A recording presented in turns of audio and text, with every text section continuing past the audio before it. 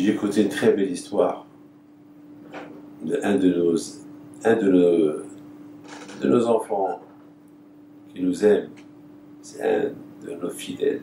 Mais moi, j'appelle mon fils. Avec la permission d'Hachem, vraiment, c'est quelque chose de magnifique ce que je vais vous raconter. De quelqu'un que vraiment je considère très très fort par rapport à l'Imouna qu'il a. Il était avec nous au Maroc.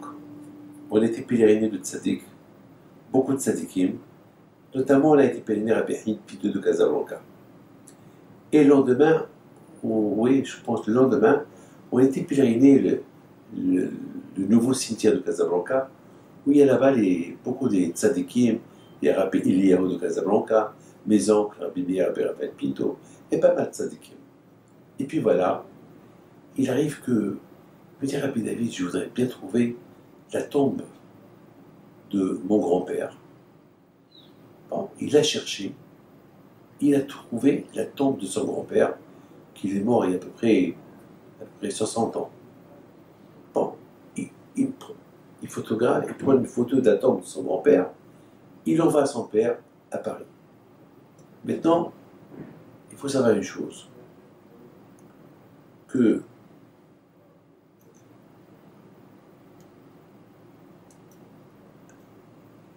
je crois une de sa famille qui est dans le coma depuis une dizaine d'années et que elle ne parle pas.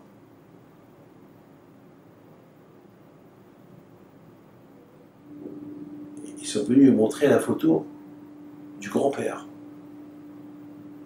Et tout de suite, elle était dans le coma. Elle ne parle pas. Elle a ouvert ses yeux. Elle a dit merci, merci que vous m'avez montré la photo de la tombe de mon père. Après, elle est retombée dans le coma. Comment vous comprenez ça? Mais comment vous comprenez cette histoire? Une femme qui est dans le coma, 10 ans, depuis quelques années, elle ne parle pas. On lui montre une photo de la tombe de son père, elle se réveille. Si je me trompe, c'est la tombe de ce monsieur qui a pris la photo. Elle se réveille du coma. Après, elle retombe dans le coma. Les médecins, ils n'ont rien compris de cette affaire, de cette histoire-là. Mais moi, mes amis, j'ai compris une chose. J'ai compris la Emouna. Ce monsieur-là qui est avec nous au Maroc, pour trouver la tombe de son grand-père, dans un grand cimetière, il y a là-bas des milliers de tombes, c'est pas évident, c'est très dur. Mais il avait une grande émouna en Dieu, il prie à Hachem, s'il te plaît Hachem, que je trouve la photo, la tombe de mon grand-père, qui a été enterré depuis 60 ans, que je prends cette photo et je l'envoie à mon père et à ma grand-mère, et pour leur faire plaisir. Et surtout, il voulait que sa grand-mère voit la photo de comment ça s'appelle, de son grand-père. C'est très, très, très, très, très, très important.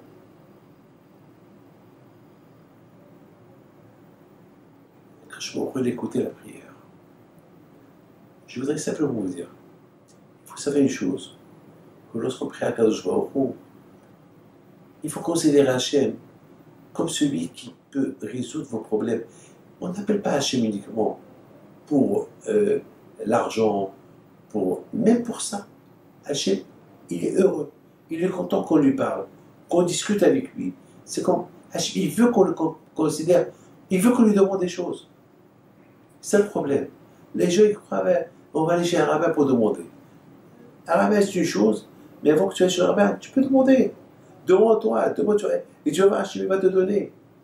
On dit que celui qui se fatigue pour préparer Shabbat, il va trouver un bon repas Shabbat. Mais celui qui ne prépare rien pour Shabbat, il ne va rien trouver. Shabbat, c'est l'autre monde.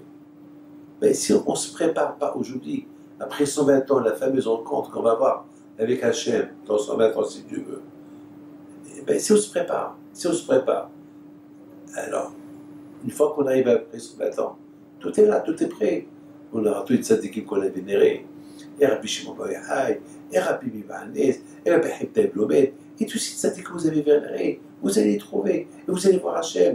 Parce que même dans votre vivant, vous étiez toujours avec eux. Comme quelqu'un qui m'a dit cette semaine, je lui dis raconte-moi une histoire sur Rabbi Pido. Il me dit, quelle histoire que tu veux que je te raconte, Rabbi David?